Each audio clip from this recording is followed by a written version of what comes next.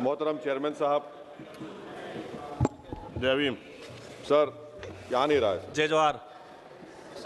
Sir बहुत शुक्रिया sir, आपने मुझे एक अहम बिल पर बोलने का मौका दिया।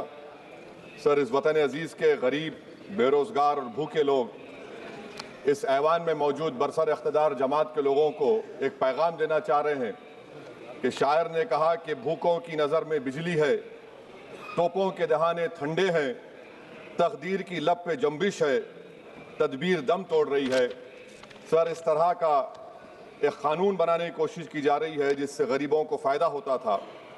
आज वो क़ानून जो डिमांड ड्रिवन गारंटी था, इसको हुकूमत बदल कर एक मरकज़ी माविन स्कीम के तौर पर नाफिद करना चाहती है। सर, जब तक किसी पंचायत को नोटिफाई नहीं किया जाएगा, उस पंचायत में काम नहीं होगा। हुकूमत की ये पॉलिसी हमेशा ये रही है कि हर इख्तियार को हासिल करना चाहते हैं और एक डिक्टेटर की तरह वो हुकूमत को चलाना चाहते हैं।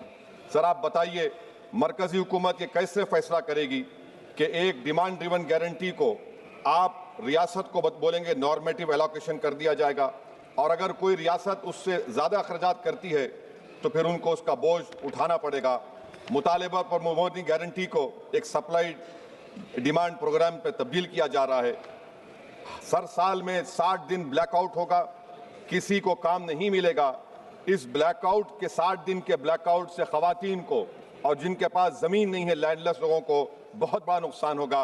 ये क़ानून अगर बनेगा तो ज़मींदार खुशियाँ मनाएंगे और गरीब उस ज़मींदार के रहमो करम पर रहेगा। सर, आप बताइए, 90% जिसमें इजरत, मटीरियल लागत और इंतज़ामी अखराजात मरकज़ी हुकूमत को बर्दाश्त करना पड़ता था, आज 90 से 60% कर दिया गया और 40% रियासती हुकूमत पर यह बोझ डाल दिया गया। मकसद एक ही है कि उस कानून को कत्ल कर दिया जाए, ख़त्म कर दिया जाए। कौन सी ऐसी भारत में रियासत है जिसके पास पैसे है, बताइए आप।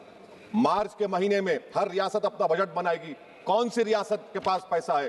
तो ये मालूम हो रहा है कि सरकार गरीबों के खिलाफ है, गुर्बत का खात्मा नहीं करना चाहती। सर, आधार और डिजिटल निज़ाम, आप जानते हैं कि मजदूर की उंगलियों के निशानात नहीं मिलते क्योंकि वो गरीब इतनी मेहनत करता है कि उसके निशान मिट जाते हैं। तो बायोमेट्रिक ऑथेंटिकेशन की बात होती है। सर, जुलाई 2025 में NSS की रिपोर्ट है कि बायोमेट्रिक से नुकसान हो रहा है।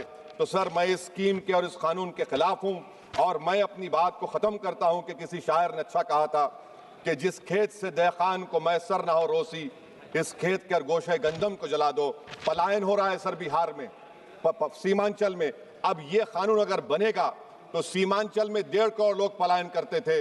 मुझे अफसोस के साथ कहना पड़ेगा कि तादाद बढ़ जाएगी, मगर भारत का गरीब देख रहा है, भूखा देख रहा है, उसका जवाब जरूर देगा। Thank you sir.